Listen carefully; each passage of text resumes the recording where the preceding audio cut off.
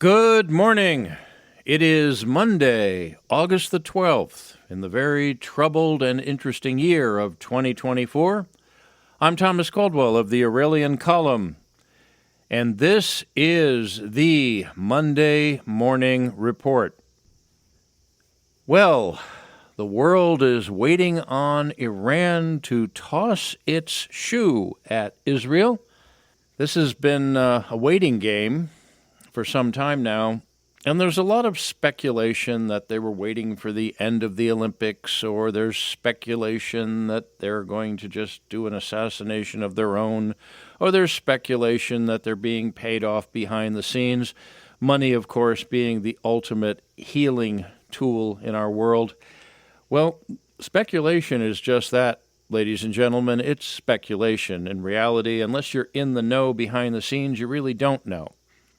So all you can do is wait. Israel has done a wonderful job of really stirring up the hornet's nest in that part of the world.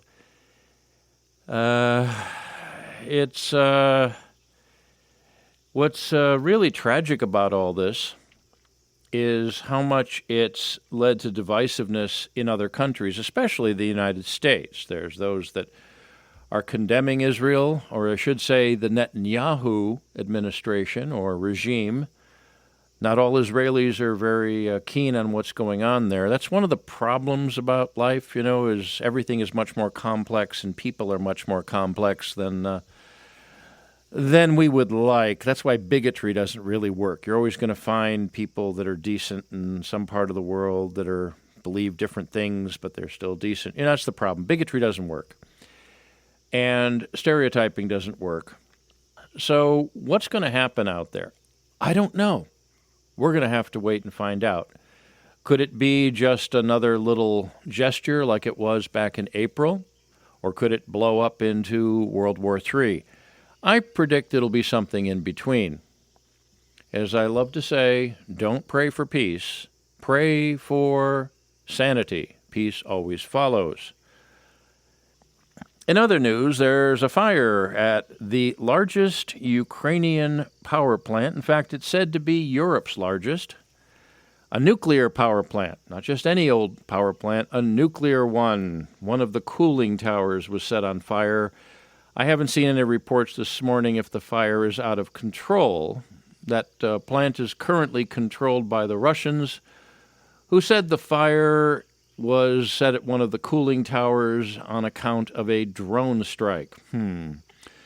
No threat to the place melting down, at least we're being told that, but fires at nuclear power plants tend to be something most people would frown upon. This could be the last gasp of desperation of the Zelensky regime, who has done so much damage to his own country and his own people, and to the threat of war throughout Europe.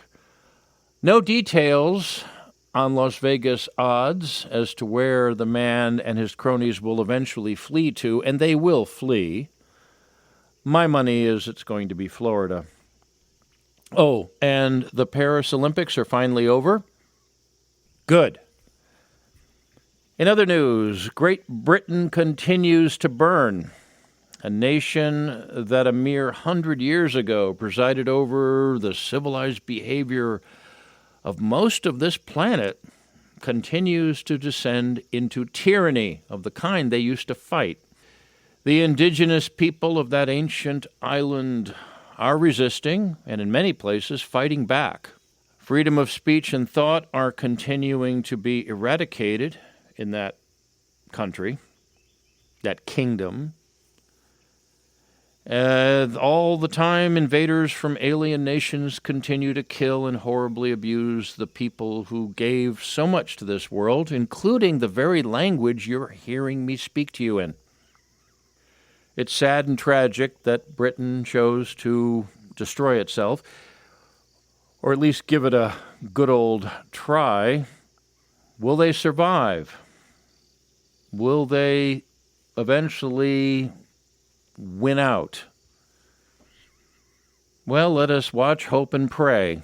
But one thing is certain, Enoch Powell You have been vindicated, sir. Now, speaking of freedom of speech, today is a very important anniversary. It was 7 years ago that a little town in Virginia named Charlottesville descended into chaos that cost the lives of a couple of people, including a couple of police officers indirectly that were involved in a helicopter crash. Now, when they do write the history of the United States, it will be that date and that event. The Unite the Right rally is what it's being called. It was called back then. That will be marking a serious demarcation line in American history. It was the cutoff point where people could go out and protest things that others would find objectionable or unpleasant and make their opinions known without being punished for it by the authorities. It's when the mask came off of the deep state and the liberal Marxist agenda in our government and in corporate America was made plain. And that's when it began to really unravel. Freedom of speech, just to remind those who didn't pay attention in civics class, is not to protect popular ideas, it's to protect unpopular ones. Because you have to give people the freedom of being wrong in their opinions so that later they can be right. Now, I could do a whole show on that, but freedom of speech and freedom of thought is what the United States is and always was all about. Charlottesville is a sad place. The fact that we're still persecuting people who were there to express their opinions is rather sad and tragic. This was not about anything right or wrong. This was about political persecution. There currently are trials going on in Charlottesville to punish people who were involved in that torch march because of some law that was originally put together against the Ku Klux Klan using fire in an intimidating manner, which, come on, folks, we all know what this is about. The reality is, unless we can return back to a time where we tolerated those who we otherwise wouldn't want to tolerate, we're lost. You know, back in the 1950s and 60s, there was a group of Nazis, real ones, or at least they thought they were. They wore the brown uniforms and had the swastika armbands. They were headed up by a man named George Lincoln Rockwell, who was murdered or assassinated in 1967 while doing his laundry, of all things. And he was not a very popular guy, especially to a country that had lost so many people in the war in Europe against Nazi Germany. Well, you know what? He used to go to universities and give speeches. And nobody threatened his life. Oh, he'd be heckled, of course, but he was allowed to give his ideas. Most people didn't agree with them. But we were a stronger nation because we allowed people that we didn't necessarily like to talk.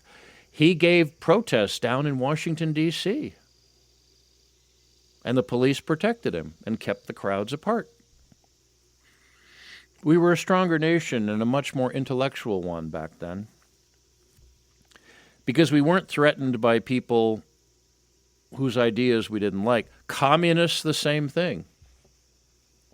In fact, I attended Jimmy Carter's inauguration as a very young man in 1977 in Washington, D.C. First time I'd been to Washington. And I saw a protest of communists, real ones, with hammers and sickles and everything. And I was, wow, they really exist. And I was talking to my father, and he said, yes, this is the United States, and they have a right to protest. They were protesting Jimmy Carter, who was probably, in the end, more of a socialist than they were, but that's another matter.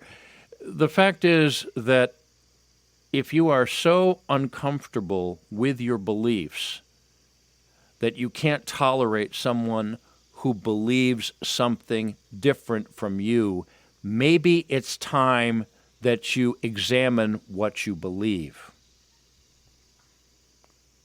People used to be very certain about what they believed in this country. And now somebody says something just a little bit out of line that they find quote-unquote offensive, they go nuts. They get arrested for hate speech, which is a nonsensical concept, frankly. Anyways, this is a sad anniversary. Hopefully, we'll be able to recover and become a nation of strength again, as opposed to a nation of weaklings. Now, if anyone is interested, they're still investigating the attempted assassination of former and possible future President Donald Trump. Yeah, not a big headline anymore, is it? You ever wonder why? Well, it's still important to follow because a lot of people don't believe that kid operated solely on his own. It's possible. It's looking less and less likely. Now, whether he had a few friends helping him out or something much more nefarious and much more powerful, we don't know. But it's something that really needs to be looked into. Now, I've said this before, and I will continue to say it. I'm still of the opinion that the deep state will do everything in its power, both legal and illegal, to keep that man out of the White House. Did anyone hear about the emergency landing Trump's plane had to make the other day? I believe it was up in Montana. Yeah, failure of one of the hydraulic systems, we are told. Interesting. Very interesting. Well, our year continues to bumble on. We're now into August. The election is just around the corner. It still remains to be seen if Kamala Harris will be the candidate. She's officially the candidate now, but the way things are going this year, who knows where things are going to end up. That's it for today. If you like what you hear, or like at least the fact that it's being reported to you, I don't think anyone really likes hearing this stuff these days, please consider a paid subscription. Donations are accepted, of course. Please share this with others. I can be reached at feedback@aureliancolumn.com, feedback@aureliancolumn.com. I'm up on X, formerly known as Twitter. My handle there is MICCAMPEN. That's MICCAMPEN. I'm on a few other social media platforms. I'm not on Facebook. And I will continue to put out the news and commentary as can be done. That's it for today. Until we meet again, be good, be safe, be vigilant, and remember, Clown World must be destroyed. Good day.